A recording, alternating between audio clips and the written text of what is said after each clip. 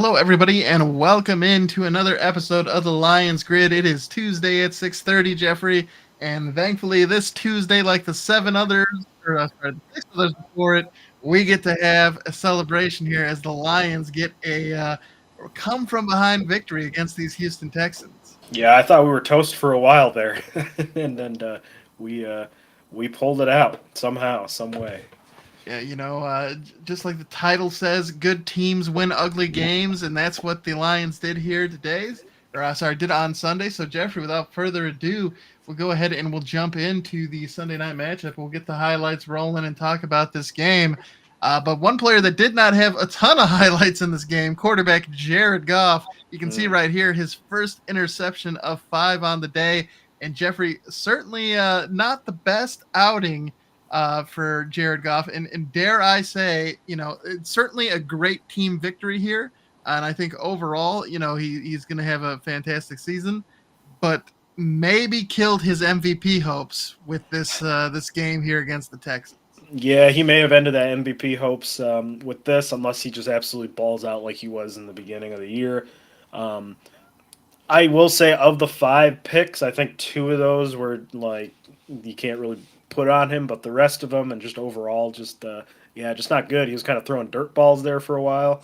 Um, and yeah, it's one of those where he you can kind of see him after the game. He kind of goes up to Dan Campbell, and Dan Campbell kind of gives him the acknowledgement kind of thing because they're a team and they got it done somehow. But I think it's one of those where you kind of burn the tape and for him and just kind of come back next week.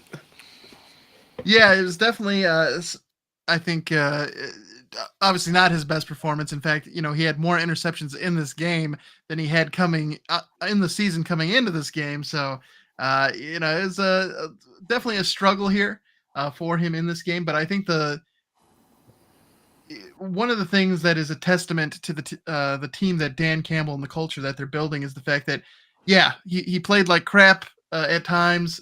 He took some blows there, and to the Texans' credit, through the first half of this football game, Jeffrey, they really did give us their best shot. So he talked about how with this team he's trying to build the culture of, yeah, we'll take some shots, but we're going to keep getting back up, and every time we get back up, we're going to be making gains to get back in it. And if we win the game, we'll win it, or at the very least, we're going to take a kneecap from you. And certainly here in this game, Jared Goff did struggle, but he did not give up. He stayed in here, kept making plays, and ultimately was able to get help us get the victory here. Although again, I think it was a rather team effort. And Mytho Hippo Arts, sorry to hear about your fantasy struggles there from Mr. Jared Goff, but it's yeah, it wasn't surprisingly, Jeffrey. We'll take a look at the box score in a little bit here, but actually, from a like yardage perspective and things like that, this was one of our better games in recent history in terms of total yards for offense and things like that. So, despite the turnovers, there were some good things in this game that we were seeing out of the offense as well. Yeah, we just saw JMO make a difficult catch there. He made a couple difficult catches, and I was afraid that they broke him in half there for one of them. But he got up, he bounced back, and it's the Amon-Ra St. Brown, kind of talking about receivers. He wasn't involved until late in the game. I think it's definitely they gave us our best or their best, and we were able to do it just through grit alone. I love Dan Campbell's halftime interview. Um, as he was saying, we just need to get a couple of turnovers. Literally, as he was saying it, we got a pick there. And then he also said, he's like, we just got to keep it close, get a couple turnovers, and we might have to come alive in the last 2 minutes and pull something off, but we'll get there. And they did it. Yeah, he made it clear, this wasn't something that they were going to be able to turn around with one play. It was going to take the rest of the game in order to make it up, and they took it down to the wire, Jeffrey, to get that game-winning field goal to finish off the comeback there. And Tomp852, our good buddy Nick Thompson there on Twitch, bringing up a great question here, Jeffrey. Does this game give teams a blueprint for how to scheme against us? I'm going to go with this was a game where certainly the first half, I think the battle in the trenches was pretty even, and both of these teams, I think, are teams that like to be physical and control that line of scrimmage, and that really helps them set the tempo. But ultimately, the way this our defense was able to clamp down on the Texans in the second half, I think is was very impressive. We had 16 unanswered points to complete the comeback, and if it wasn't for the 5 interceptions in this game, I think those were certainly gifts that helped the Texans uh, get out to a great lead. And of course, every team would love to have turnovers by the enemy team, but how do you can't really scheme for that in your game plan. So uh, Yeah. Plus, I think two of those were like pop ups off of deflections, so that not really necessarily on him. I think that those flip fields and those turn into points usually, so or at least that's a recipe for beating us, right? Getting a short field and making the most of mhm. the opportunities because our defense is pretty good and our offense has good ball control. But I don't know because I to Mr. Thompson's question, I don't know because not many teams had well, no team has been able to really stop us until this, and because it was so. I would hate to say I don't know if it's a fluky is the right word. This game was on crack, that's for sure. Because there were turnovers abound, like it was back and forth. I just think it just fell into like kind of like the personality of any given game, right? This was one of those. Yeah, I do also think that when you're looking to try and game plan against the Lions, I will say to your point, Jeffrey, earlier, Amon-Ra St. Brown was someone they successfully neutralized from a majority of this game. And certainly, I know Jared Goff feels most comfortable when he is throwing to St. Brown. So uh, that could be something that other teams look to replicate, take him away and make the other weapons on this offense be able to beat them. Because that did at times create success for the Texans. But, Jeffrey, we've been talking all season about how the Lions have just a number of weapons to lean on. So even though they were able to take away St. Brown from this game, ultimately that still wasn't enough to help them get the W here. And so, again, I think you just saw that first interception there from Carlton Davis. Look at our Um, secondary compared to last year where we were at. I mean, damn. it is night and day, and I think Chris Collinsworth he went as far as to say we had the best safety duo in the NFL, Woo! and I think I mean, they're definitely up there in yeah. the discussion. So, um, you know, it's I think very encouraging that we really got a good shot here from a great not a great team, a good team like the Texans are a contender for sure in the AFC. I don't necessarily expect them to be in the Super Bowl, but they're going to be in the mix. They're going to be in the mix. And so with the fact that we were able to weather like their best shot in a day where we didn't, where Jared Goff struggled, and we're able to have this sort of team victory. I feel pretty good. And we also saw Sam Laporta step up and make some plays in this game.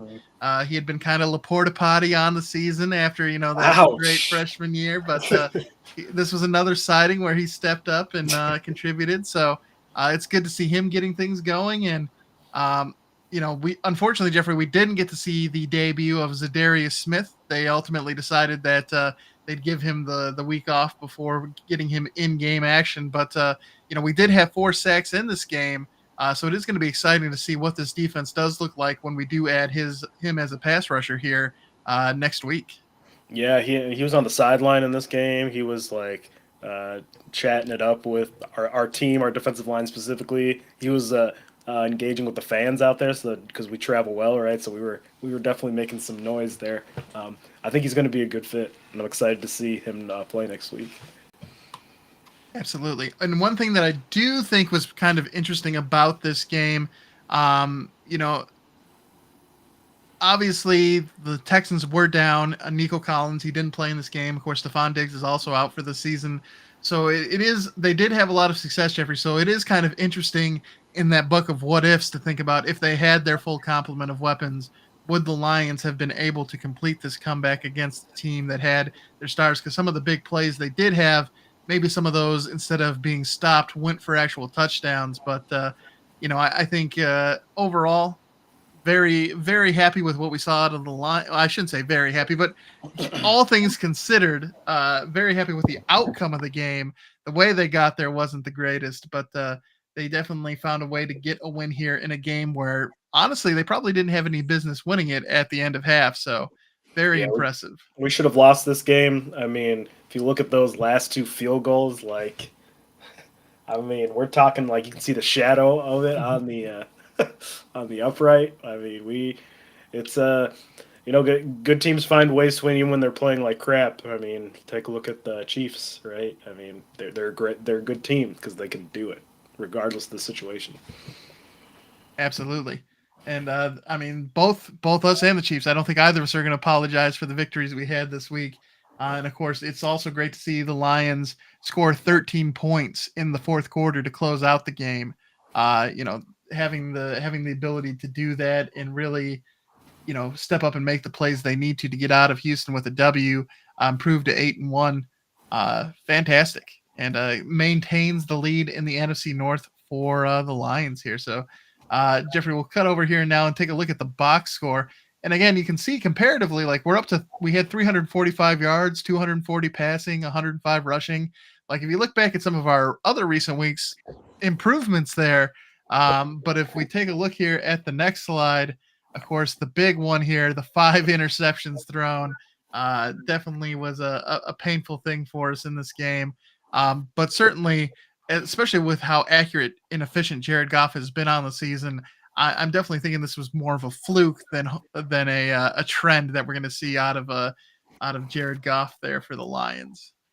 Yeah, I agree. I think it's just burn it, and come back next week. Got to be. I'm not sure if you're a fan of the Ted Lasso, but he needs to be a goldfish there and have that short memory. Oh yes, Get back out there. All right, Jeffrey. Well, again, a solid victory here for the Lions, and I think Jeffrey, if we think about Lions teams of the past, I don't know how many. If you had just think about the Lions franchise in general, and you got told that they had a 5 interception game, you probably are going to say they lost that one. So just again, another signal that was that a Thanksgiving game probably or something. We lost in front of all of America. Yeah, especially in a primetime game with 5 interceptions. Yeah, so I definitely just another sign again of the changing of the guard here, and the fact that what Dan Campbell and Brad Holmes are building here in Detroit is something special. Typically these are games you'd never even think the Lions would. You just expect it to be bad, but here we are getting a win against a solid team in the Texans. They are in first place in the AFC South. They'll be in that AFC playoff mix, and certainly they're not the Chiefs, but they're still no slouches there. The Texans, so solid team victory. Yeah, and it's their division for the taking. I think with Indy kind of not knowing kind of what's going on at quarterback because Joe Flacco had another bad day. They're sitting at 4-6, so. They've got a lead, and the next closest thing down there is Tennessee and Jacksonville, which not looking good over down there. Yeah, not a whole lot of competition down there in the AFC South. But speaking of competition, Jeffrey, it's time for our Grind the Grid segment. So we'll jump in here and we'll take a look back at all the games that made up Week 10. And of course, this week was one of the few weeks where we actually had our episode before Thursday Night Football, so we did know the outcome of this one. And a classic there on Thursday Night Football. You had the Cardinals and the Bengals squaring off in an AFC North matchup, Jeffrey. And the Ravens getting the 35-34 victory against their division rivals there, as the Bengals had elected to go for the 2-point conversion, which I can appreciate, right? We were just talking last week with the Buccaneers and them not having. Yeah, I was giving Todd Bowles some mad shit about not having the onions to go for it. Zach Taylor did it. Zach Taylor had the onions, but the outcome was still the same. Disappointment for both of those teams. Joe Burrow has been playing fantastic. Jamar Chase had a historical performance there. He just went off in this game, single-handedly won fantasy football matchups for his fantasy Yeah, football Joe owners. Burrow too, because my opponent this week had Joey B in there, and he scored 80 points for Lamar Jack. I mean, this was honestly, if you were a yeah. fantasy football owner and you owned Lamar Jackson or Joe Burrow or Jamar Chase, you were having a good week because these teams definitely brought it. So, uh, a great matchup between two division rivals. Didn't disappoint, but certainly it's got to be frustrating for the Bengals at this point, Jeffrey, because what more can they do? Uh, and they're really, especially on the offensive side of things, doing everything they can to get wins, and just they just aren't coming down with them. Yeah, and it's tough because especially they have to make some decisions about contracts here at the end of the year, especially with their wide receiver room, and clearly it's not working out. I mean, it's a competitive division, and they just keep having just such brutal losses over and over again, just by just the smallest margins. So it's got to be disheartening. And I don't know, maybe what do you think about adding Zach Taylor to the hot butts list? I think he will. I think he's a good addition to have here because the that window of that yeah, the window for error for them is pretty much gone at this point. I don't know if they can run the table and somehow make the playoffs. I mean, it seems like it is a outside chance, and if they don't make the playoffs, certainly think that the Bengals organization may look to make a change when it comes to the head coach. Yeah, But for they're. Lamar, oh, sorry, go ahead, Oh Jeffrey. no, you're good. I was just gonna say they're only one game above Cleveland down there in the basement. So Yeah, not good company to keep. So we know the struggles that Cleveland is having, and then for the Ravens and Lamar Jackson, perhaps a another game in his cap towards getting another MVP there, as a strong performance there he had against the Bengals. And certainly when you look at Jared Goff in the Lions, they had a team victory and he sort of picked him up. But with Baltimore, they definitely are a team that seems they go as Lamar Jackson goes. So when you're looking at an individual award like the MVP, uh, if you put anybody else in there for the Ravens, I don't think it works as well. So yeah, Lamar and they, Jackson they making a need him strong because their case. pass defense is pretty bad. I Yeah, mean, yeah, they're getting passed on every week, and they just let Jamar Chase eat their lunches out there. So pretty interesting. The Ravens usually known for a strong defense, and that does not seem to be the case here in the year 2024. Jeffrey, then our game on Sunday morning, we our export to the country of Germany here. We treated them to a New York Giants, Carolina Panthers matchup. Both of these teams only had 2 wins heading into the season, Jeffrey.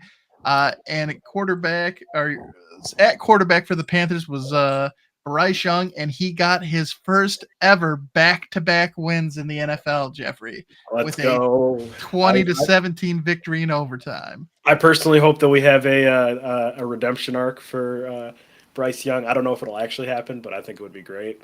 We saw him smiling for the first time in many a months on the sideline there.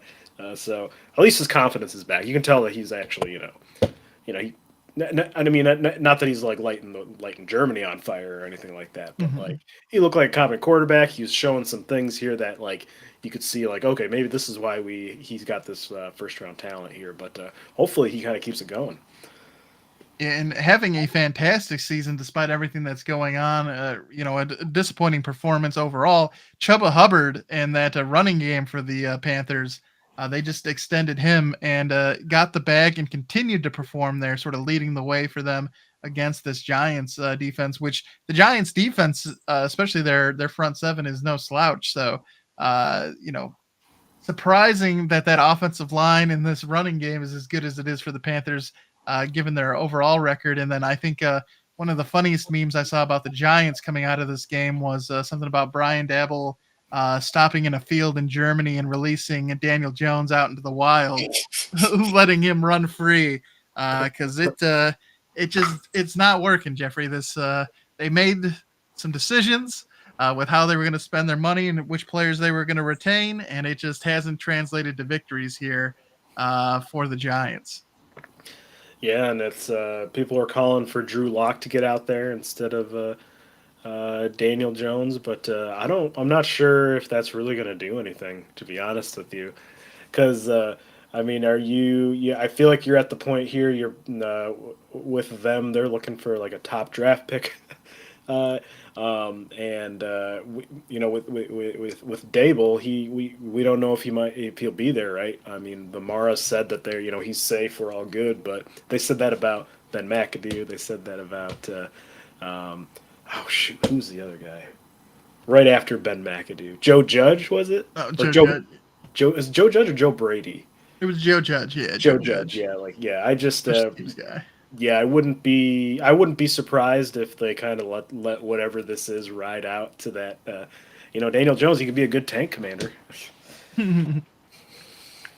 Yeah, it's interesting, and certainly both of these teams. I think the most exciting things for them probably are in the off season. But hey, it's a win for the Panthers. You take them where you can get them. Then Jeffrey, like a bad movie we've seen before, the Bears finding themselves in trouble as they hosted the Patriots here. A 19-3 victory for the Patriots, led by that defense. Drake May was sort of a passenger here on his way to a victory. But Caleb Williams and this Bears offense continues to look just bad. So bad, in fact, that, of course, the news broke that they have decided to let go of their offensive coordinator, which I believe is just a Band-Aid until the Eberflus finds himself out of a job. So, I mean, Jeffrey. they cleared everybody out but the head coach, and then they Mhm. brought it's they are just run like a they're one of let's just say they're one of the clown shows. Yeah, I mean, Caleb Williams and his dad were kind of hesitant about going to Chicago for this very reason. And Jeffrey, we've This seen is it, this is we've the seen it third once, we've quarterback in a seen row. it twice, Yeah, third time now. like it's just it sucks because he could be a talent. Like he shows things that he can do, but like he's just getting mauled out there, and the offense looks uncreative and pretty terrible. And the defense, although pretty decent, there's nothing you can do if you can't move the ball at all. Yep, yep, absolutely. And I think out of these two teams, this season is probably more disappointing for the Bears than it is for the Patriots, because the Patriots came in, everyone expecting them to be one of the worst teams in the NFL. The Bears have come out and at times have shown flashes that they can be competitive, but right now they are the only team in the NFC North with a losing record, and it doesn't show any signs of getting better anytime soon, Jeffrey. There's definitely some issues seemingly going on in the locker room. You had DJ Moore last week walking off the play early, and then things just don't seem right in Chicago, and there aren't signs that they're going to be corrected anytime soon. So, big struggles there. Was Chicago always in last place, regardless of their record this entire year in the division? I at the point where like they could actually like distinguish themselves based off games, I think they've always been Uh-huh. the towards the bottom of the list. Okay, yeah, that's good. Yeah, because the cream rises to the top, I guess. All right. Yeah, I don't think they've ever been sitting on top of the throne. They might have been tied for it in the very beginning because I think everybody was Oh getting yeah, wins yeah. the first couple of weeks, but they certainly have not lived up to the hype like the rest of the NFC North. All right, Jeffrey.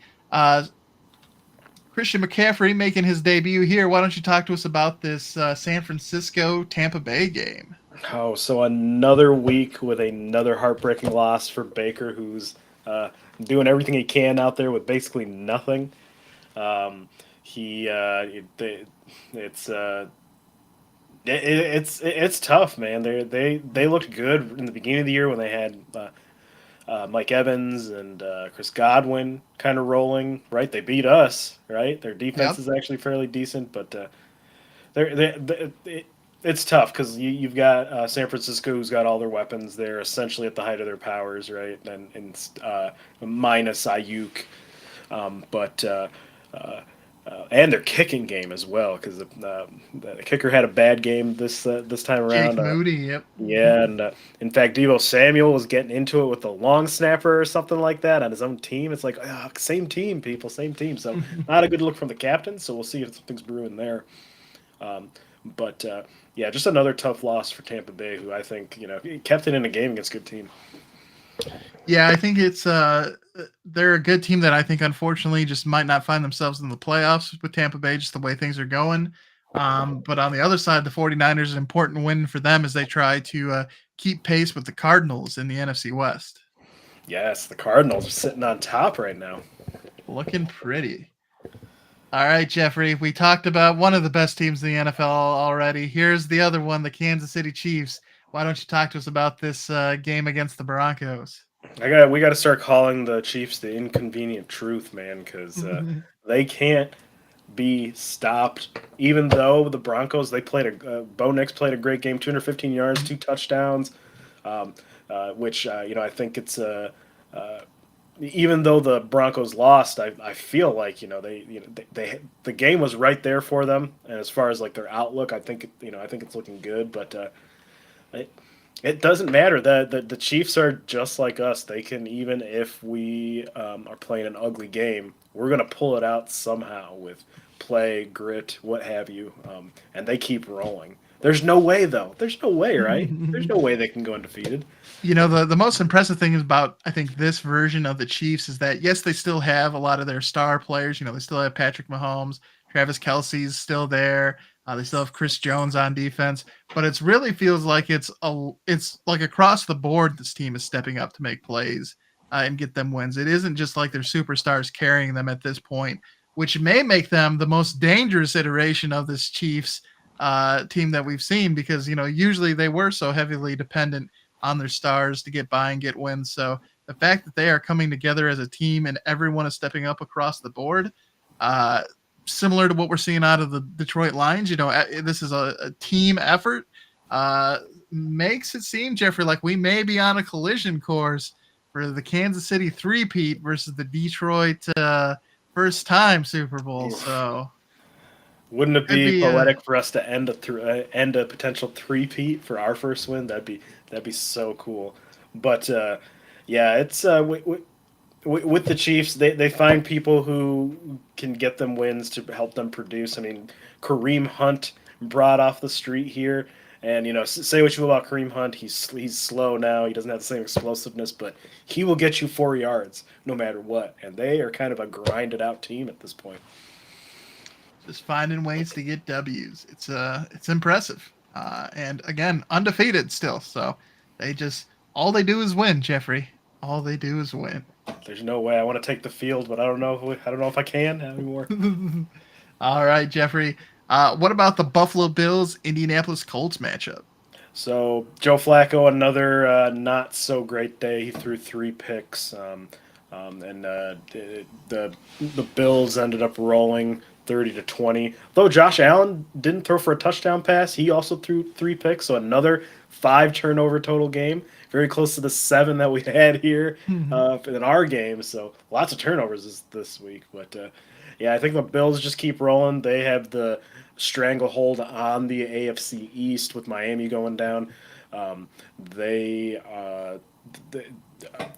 Miami being at 3-6, the Jets dropping their game, spoiler a bit, and with New England kind of figuring things out, it's looking good for them. And then on the flip side with Indy, they're only 2 games behind Houston at this point.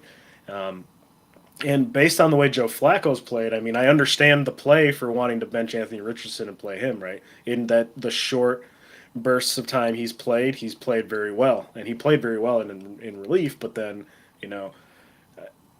I think teams are starting to figure it out here, and Joe Flacco is looking more and more pedestrian every day. So you're kind of in an interesting position here with kind of being 2 games out at this point in the season.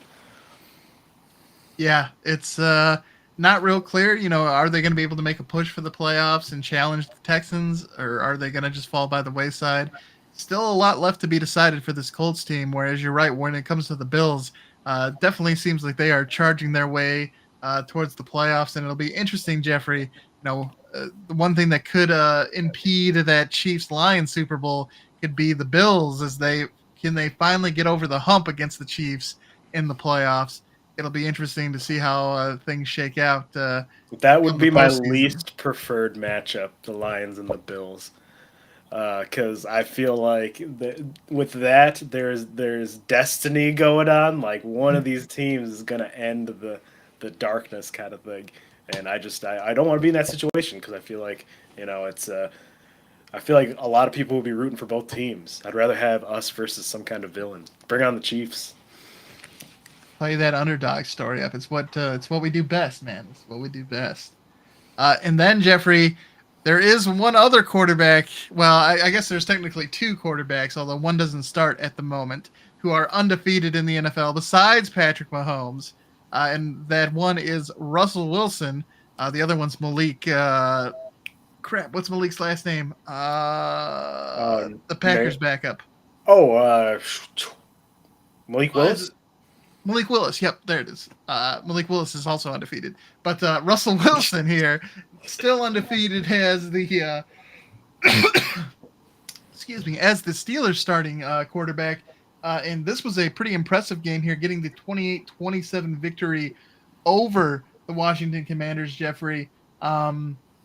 And it was, again, another one of those games, too, where we saw George Pickens make a great play. He had that touchdown in the end zone. And then there was that interception where he ended up tackling one of the blockers, and you're just like, what's going on there, guy? What you doing? But we also saw a Mike Williams touchdown in this game with his debut with the Steelers, and that was ultimately the decider there, as that came in the fourth quarter, Jeffrey. Yeah, he caught a moon ball from Russell Wilson, so Russell is smelting down there. Russell Wilson also after the play that won him the game where they got um, one of Washington's linemen to jump off sides for that defensive penalty. He went off there and just like emoted on those guys, man. He just like Fortnite danced on them, like literally. He busted a move. I've never seen Russell Wilson bust a move before. Hey, he's when you're winning, you're having a good time, and that's what the Steelers are doing. They are. Are they ahead of They are technically ahead of the Ravens because they're 7-2, whereas the Ravens are 7-3. So they have the slight edge there at the moment in the NFC North, or sorry, AFC North. So impressive stuff there out of the Steelers. And on the other side of things, Jeffrey, a tough loss here for the Commanders. Obviously, losing this game by a point. They now are in second place with the Eagles sliding by at 7-2 after they beat up on the Cowboys. Spoiler there, but I think both of these two teams, I think, we're likely to see both of them in the postseason. It will be interesting to see how those battles play out in both their divisions. Can the Steelers take down the Ravens, and can the Commanders take down the Eagles? I think those are going to be interesting storylines to keep an eye on as we head into the latter part of the season. Yeah, and I think the Steelers and the Ravens play next week, I believe, this coming up week. They do. They are squaring off in Pittsburgh. So Okay. That'll be always Steelers Ravens games, regardless of if the teams And are good or not. on Thursday night football this week, we have the Commanders and the Eagles in Philly. So we're Oh going to get to see shoot! both of those two All matchups right, here in Week 11. man, they're really spoiling Al Michaels this year. He is. They might be trying to make it up for Kirk Herbstreit. Shout out to Ben Herbstreit, his golden retriever, who recently Oh passed. yes. Sad times there. So maybe they're just trying to make it up to him by giving him some good matchups to be there commenting on. But Jeffrey, if we shift our focus here to the Vikings, who went into Jacksonville, it was not. It was definitely an ugly game here. Another 3 interception game. As Sam Darnold tossed 3 picks, and actually, Mac Jones also contributed 2 of his own here for the Jaguars. So another 5 turnover game. Just not a great week for taking care of the football, Jeffrey, across the NFL. But the Vikings were able to get the 12-7 victory here, improved to 7-2 on the season, and are in second place in the NFC North. Jeff, still there, nipping at the Lions' heels.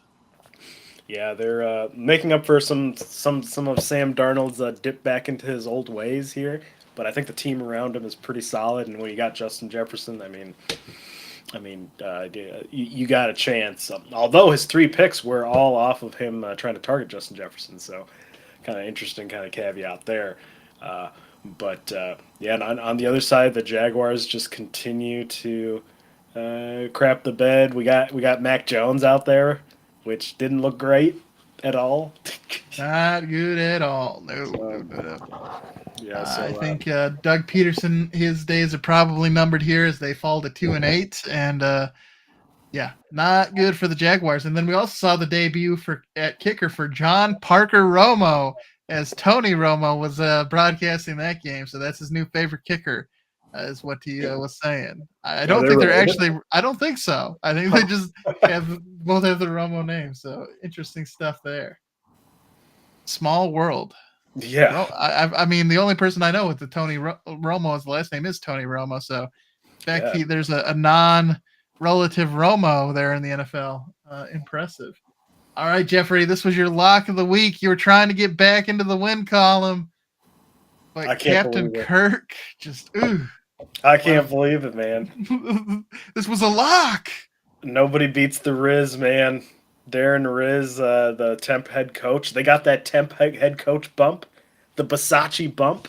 The one that They the Jets went for and did not get. did not get. Yeah, usually that works out, but it didn't work out. But yeah, they got the bump, and I should have thought of the bump, but I didn't think of the bump. And where did this come from? Right, New Orleans looked absolutely dead in the water after winning those two games and then just absolutely nosediving. But they snapped that 6-game losing streak, and they are. I don't even know, man, because they're still at 3-7. Derek Carr thanked their fired head coach for getting them there in the interview. So I don't know how long this guy is going to be here. I don't know. On the other side with the Falcons, this is a game you should have won, man. I mean, this is a Absolutely. division game. This is a lowly team here. Like they are on their interim head coach, who he had a great series of post-game interviews after this, which if you've not seen it, I would recommend checking that out. He talked about how his day started where he clogged the toilet in the head coach's room. It was the first time he's ever used it, and because he's never went in there, he clogged the toilet, and he also apparently injured his hand while celebrating with one of his guys, but it I mean, good for him, man. I feel like the team rallied around him, and it's always a difficult situation where you have such a public flame out with members of your team. Excuse me, with members of your team, and at least everybody else is rallying around him. I don't know about Derek Carr because he was thanking Dennis Allen, but we'll see. Yeah, I think the NFC South is an interesting situation where I think Tampa Bay is actually the best team in the division, but they might not end up winning the division just because of the injuries they've had and everything like that. So, I mean, the Buccaneers are at 4-6, the Saints are at 3-7, the Panthers are 3-7 too. So, I mean, the Falcons are in first place at 6-4, but that lead is not secure, Jeffrey. So, No, uh, and with how up and down they've been, like they don't inspire confidence with me. Now I will say I feel like Tampa Bay had their full complement of weapons there on offense. I feel like they would be at this point they would look like the better team in the league, but with them kind of being hamstrung there, I'm still would be surprised if they don't try to take this division or they don't take this division, but. I don't know. After losing another lock, man, I don't know what I'm talking about. And I the should most just surprising thing here in Week 10 about the NFC South, you know what team has the best winning streak currently in the NFC South, Jeffrey? who's that? The Carolina Panthers. The That's two in that's a just row. where that's just where we're at, man. It's where we're at Week That 10 with that the NFC South. that's crazy. Is there any more international games? Are we shipping off any of these crappy teams over to overseas for them to? I think that was it, right? Germany was the I last one. think that was it, but let's see. International NFL games 2024.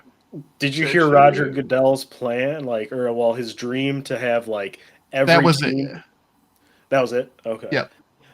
His dream to have every team have an international game every year, kind of thing. Like they have at least one international game.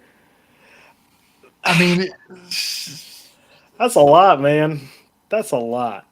I don't know. yeah, the logistics behind that seem pretty crazy, but I mean, Yeah, he gets rewarded by the owners for the amount of revenue that the NFL generates. So, I mean, it makes sense from his perspective. Like, yeah, let's get them out there, You know what? I'm surprised, Jeffrey. We do have all the international games that happen. We've had some in Mexico. We really haven't had like a Canadian NFL game that I can Yeah, remember, which I seems weird. Like you would think that would be the most.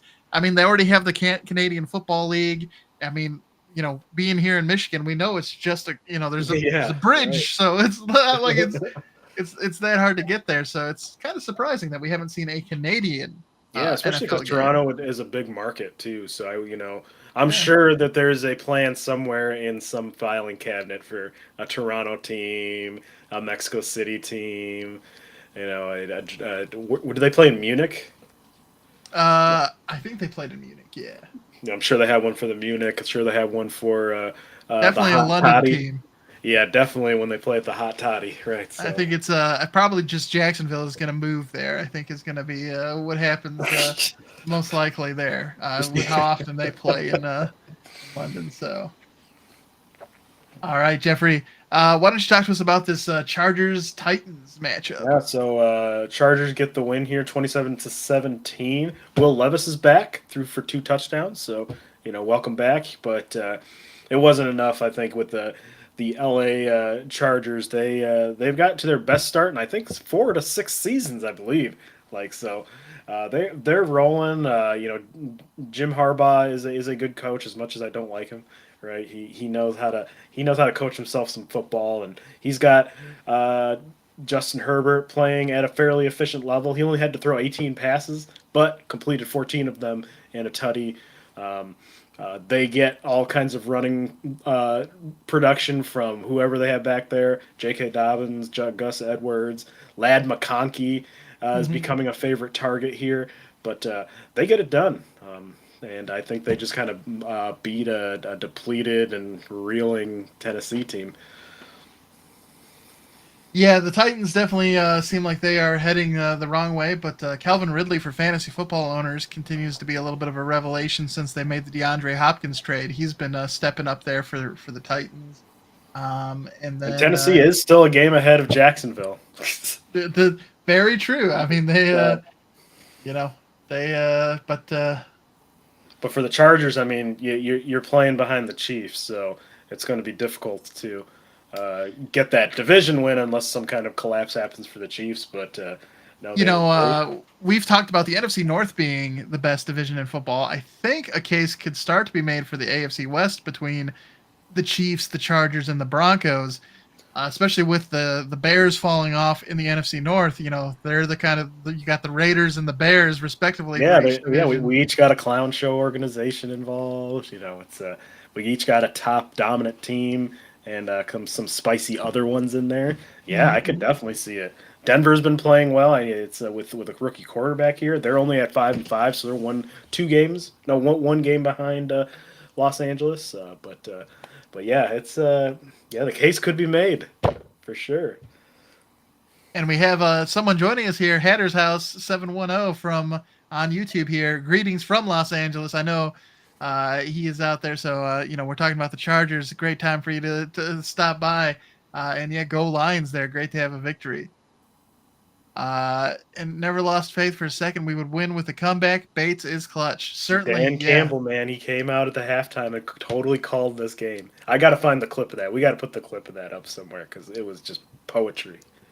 Just poetry. The man has a way Beautiful. with words. He says man a lot, but you know what? He's got a way with words. Hey, whatever it takes to work, man. I'll take it. I'll take it. All right, Jeffrey. We kind of spoiled this one a little bit earlier, but why don't you talk to us about the Cardinals and Jets here? Yeah, so the New York Jets head to the desert to hopefully try to put a win together. Didn't quite work out. They only put up 6 points. The Cardinals rolled them 31-6. The Cardinals looking better and better every week. I'm glad we played them at the beginning of the season than now. Although I do think we can still beat them. They're definitely playing a different football than they were when they played us. But Kyler Murray throwing for 266 yards. I'm going to get to the Jets in a second. Uh, James Conner kind of being a workhorse for them here. He's been playing some good football, but yeah, they're sitting above San Francisco here, and with kind of The Rams and the Seahawks, they're tied for it. So this is another very competitive division that we're looking at here. And on the other side with the Jets, just doesn't look good. It looks like they're running an offense from like 1998. There's no motion. Their defense has pretty much given up. Like so many arm tackles, so many people don't look like they want to be there. One of their defensive, Kyler Murray did get probably the hit of the year laid upon him. I don't know if you saw that. It corked his helmet off, Yep. and he got absolutely destroyed. But that defensive lineman, he was making a huge celebration, but only a couple plays later, they were in there for another touchdown. So it's not good. Sauce Gardner, another set of arm tackles, another set of poor effort to kind of allow for many first down in particular. But yeah, Aaron Rodgers doesn't look sly, doesn't look good. Devontae Adams dropped an easy touchdown pass. Easy, Teddy. It's I'm glad Aaron Rodgers is back. Last year, yeah, I don't like seeing the people like the football players that I don't like go out on injury. I don't like seeing anybody go out on injury. I want to see people out that I've had a rivalry with get their ass kicked on the field, and I'm loving this. Yeah, and it doesn't get any better for the Jets, Jeffrey, because whether or not he retires at the end of the season, they are on the hook for $48 million for Aaron Rodgers next season. So He's gonna be somewhere in the dark in some room getting paid by the Jets. The Jets, although as just kind of an interesting tidbit, Woody Johnson is going to be taking a cabinet position in the next presidential cycle, and he cannot run the team. So that could be a boon with him not having to be around the Jets. Maybe, just maybe, there might be some more sanity in there, but I doubt it. Yeah, that'll be an interesting shakeup. And maybe another team that could use a similar type shakeup, Jeffrey. Why don't you talk to us about the Cowboys and the Eagles here? The Dallas, there's not going to be any shakeup until Jerry Jones is 6 feet under, my man. That dude is the Cowboys at this point, and it kind of shows. Thinks very highly of the product, yet the product out there is kind of trash. Thinks the decisions being made are great, yet the decisions are trash. Just they kind of match each other. And speaking of trash, we also have the Philadelphia Eagles here, right? But they happen to be good at football this year, right? They're sitting at 7-2. They actually destroyed them at Dallas there. It's gone to circus level for Dallas, I believe. They were asking Jerry Jones about some of the stadium letting in light in certain places, and CeeDee Lamb lost the ball in the light, and he was getting mad because they're like, "Why don't you put up the curtains, man?" He's like, "No, it's an advantage for us that they can't see." It's like, but you can't see, Mr. Jones. I don't know, man. Like I said, it's not that he is going to continue to make decisions because he feels like he is the best person to do that, whether that's the case or not. Well, it's interesting. The Sun thing carried over to the press conference because they had a little blocker up for Mike McCarthy to keep the sun from shining in on him. So, it's you can't. Some of the stuff you can't just you can't write. Sometimes things feel just like too ironic or too real to be to be real life. And Top852 pointing out there that Jerry Jones said you can't win with 5 turnovers. Just another example, Jerry Jones being wrong as hell. Yeah. So, just and then do it after that. Jared, I need you to go out there and throw 5 picks. This will be great. Dan Campbell saw it and was still holding the grudge and said, "Hey, let's go out here on Sunday Night Football and show them what's up." And of course, we've already talked about this game, Jeffrey, but a great team victory here. We sort of withstood the best shot from the Texans in the first half, and then sort of team effort there to get back in it, and definitely led by that defense. Again, we scored 16 unanswered points, 13 of those in the fourth quarter. So great stuff all around. And Jake Bates, certainly the hero of the game there, knocking down 2 big 50-plus yard field goals. I'd like his kicks to be a little bit more in the zone. I think it's been interesting, right? Because I think Dan Campbell had said, that he's been trying to put him in positions to be successful here. They know he has one of the best legs in the NFL. Like he can bomb in field goals. But they've been trying to like only put him in positions where he can succeed and build his confidence. And I think this was a great game for him for doing that. Like there have been at times at the year where I think they've gone for it as opposed to trying to go for some of those longer field goals. And this was kind of like the point where like, it's all right. We're in week 10. We're going to put you out there. We're going to let you, we're trusting you to get it done. And yet certainly was by the slimmest of margins, but hey, man, those field goals were both good. So I think this goes. It's kind of a microcosm of this game, right? I mean, we put ourselves in a position where the only way of us winning was to ride the slimmest of possible margins, but we had enough grit to do it. Yeah, and I think this goes a big way to boosting his confidence and helping him get dialed in here. And I know they were on the 97 won the ticket. Dan Campbell was, and it was talking about with Jansen, and I forget who Jansen does a show with nowadays on there in the morning. But his quote was that there were 11 games left. And if you break down the math for it, that takes them to the Super Bowl. So this team is definitely laser focused with that ultimate goal in mind, Jeffrey. And it's fantastic to see this team, like it's a team belief. And I think Carlton Davis, after the game, he mentioned the fact that, he's never been on a team like this that has this kind of belief in the fact that they're going to win.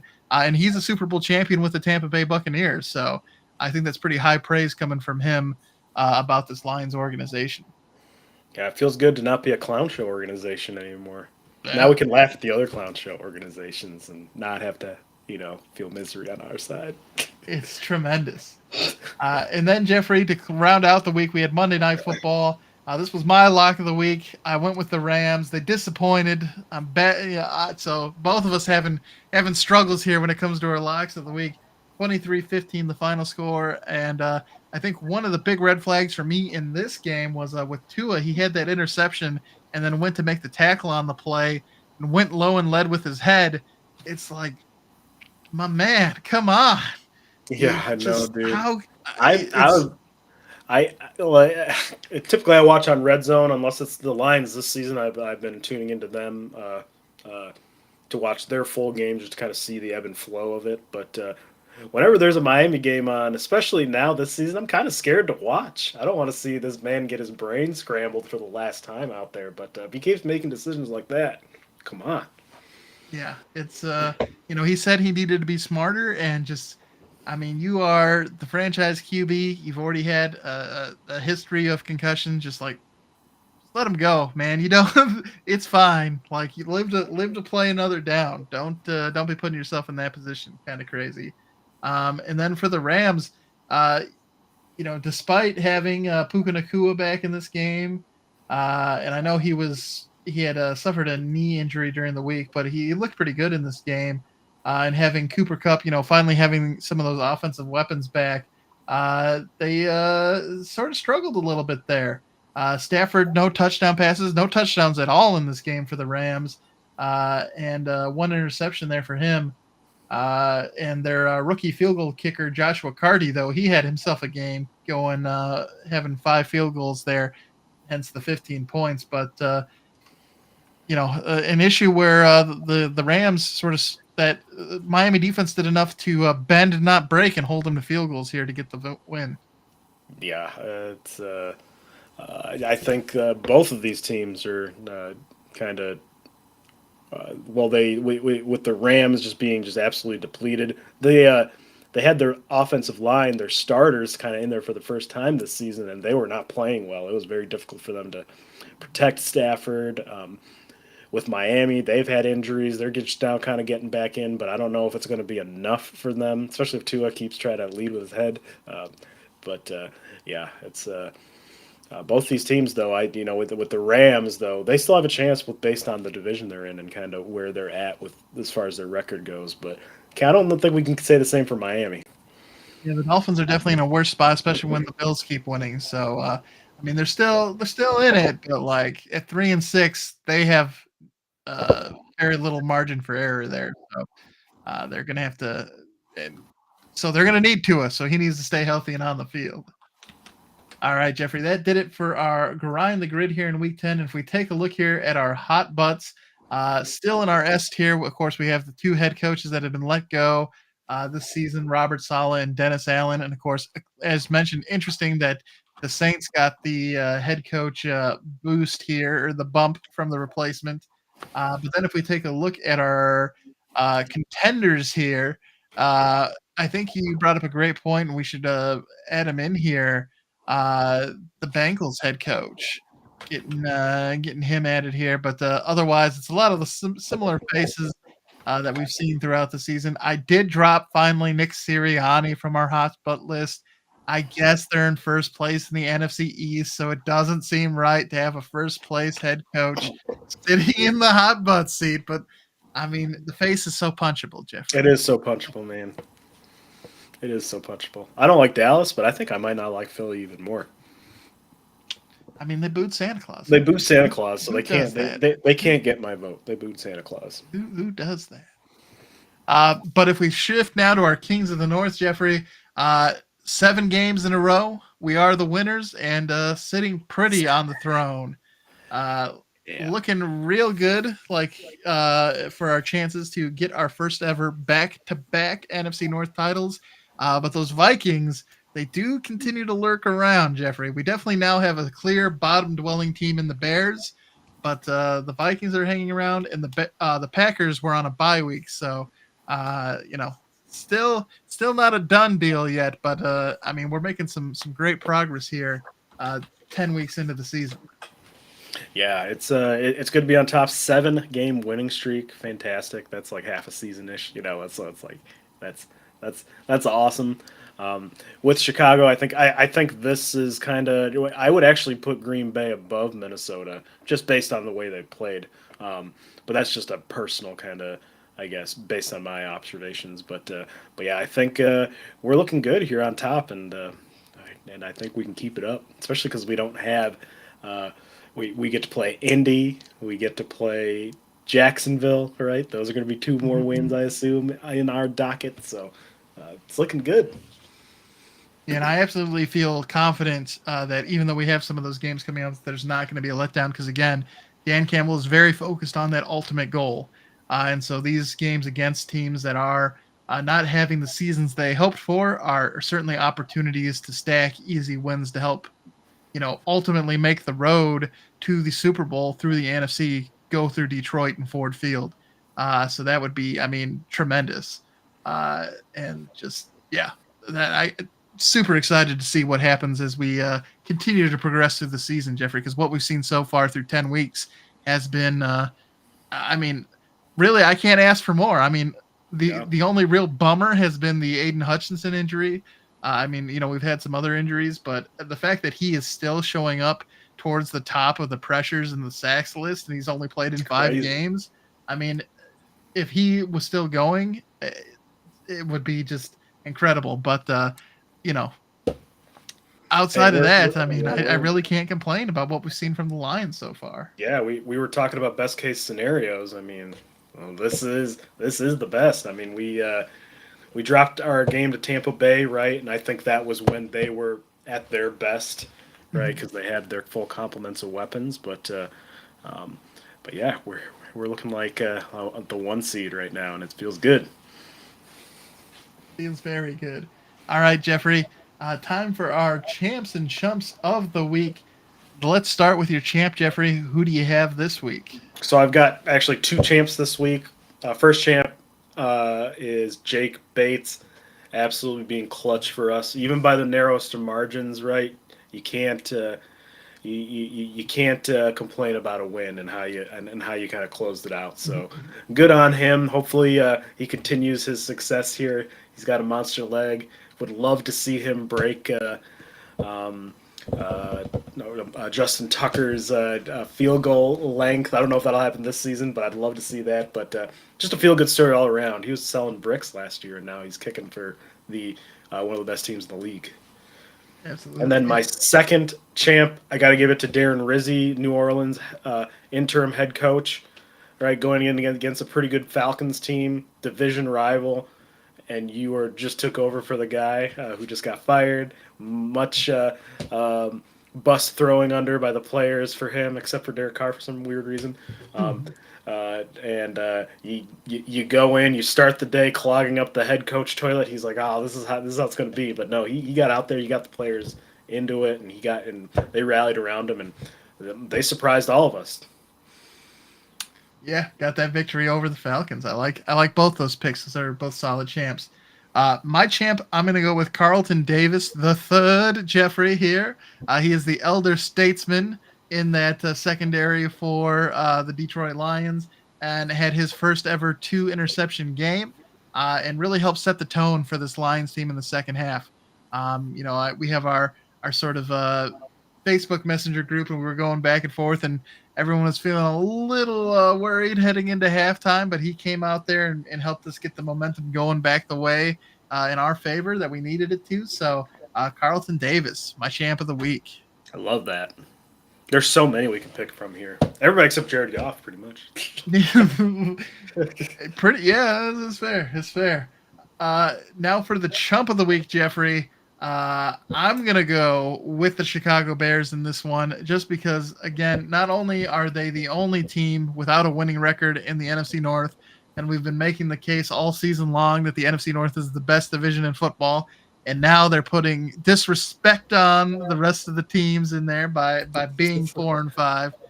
But even beyond that, again, it just feels like we're seeing the same thing unfold for the third time in a row, where you have a head coach who was on the fence. They draft high a young rookie quarterback who's talented, who they want to bring in, and then it just all falls apart, and they end up getting rid of the head coach and the GM in the first season after he's gone. So then in 2 seasons, he has a brand new head coach and a brand new front office that he's dealing with, and it just seems like the Bears are a franchise that does not put these young quarterbacks in a position to be successful.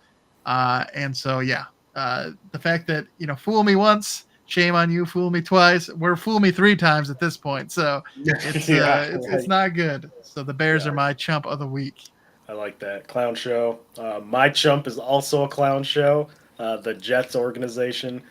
The defense by at least PFF and several other metrics at the time of Robert Sala's firing were like top 5 to top 3 in the league. You get rid of him because he apparently doesn't give you the best chance to win. At least that's what Aaron Rodgers thinks, probably. And they just bottom out. Looks like the team doesn't really care. Looks like the defense is not playing with any kind of intensity whatsoever. Robert Saleh is sipping on some mojitos in Green Bay now as their offensive specialist or whatnot. Yeah, it's just not good, especially with the financial decisions like you had mentioned earlier. They're going to be locked up having to pay Aaron Rodgers regardless of if he plays or not this year. And he's not looking great this year. And I feel like there is not going to be a bounce back for like a 47-year-old quarterback. So Yeah. It's about to get a lot worse before it gets better for him. So got to give it to the Jets. Yeah, there's that Pete Davidson movie where he's talking to like the one guy, and he's like, you're a degenerate gambler that keeps betting on the Jets. And he's like, they're going to get better. It's their year. It's like, they're never going to get better. They're the Jets. It's great now as Lions fans that we can laugh at that type of misfortune and not have it apply. We used to be that team. We're one of the teams that we could pull on for those jokes. That's no more. At least it doesn't apply to us anymore. We wash our hands of that. We close that chapter of our story. Thank you, Peyton Manning, for burning that sage to break the curse of Bobby Lane. And we're just marching towards new horizons, Jeffrey. And it would be kind of interesting. It could be a good roaring or boring question. If the Jets continue to perform badly and we win our first Super Bowl and look to defend, is there any case and scenario where maybe a Sauce Gardner gets moved and gets added to this secondary to help out the Lions out to defend a potential, Super Bowl? As long as he's not playing like ass like he is this year. I can only assume that the effort is reflective of just the current atmosphere. So I think if he got in here, I definitely trust Dan Campbell and Aaron Glenn to light a fire under him. So I don't think that would be a problem here, but certainly is a problem there in New York for what they have going on. Robert Saleh died for this, man. He got let go. So he is everyone else is still there suffering. His pain is ended. His That's true. watch is That's true. over. So he gets it. He's got it probably easier than the guys that are left there trying to carry on. All right, everybody. Well, we want to thank you for tuning in to this Tuesday episode of the Lions Grid. We're coming to you live on YouTube, Facebook, Twitch, and Twitter. And if you do enjoy the show and want to help the channel grow, the best way you can do so is by giving us a like and a subscribe. In particular, if you are fans of YouTube, we're currently sitting at 64 subscribers. We're working on making our way up to 100.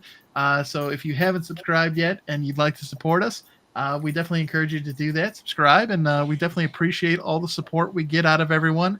And then we're also on Instagram and TikTok, and so there's a number of different ways you can interact with us. And then we're also on Spotify as a podcast. So if you prefer to listen to the Lion Grid, you can find this episode and all our previous ones on Spotify. So thank you for all your support. All right, Jeffrey. Time to end the show the way we always do, with a Go Lions, and we'll see you in the next episode as we talk about the Jacksonville Jaguars coming to town to take on the Lions in Ford Field. Right. So go Lions, and have a great night, everyone. Bye-bye. Bye-bye.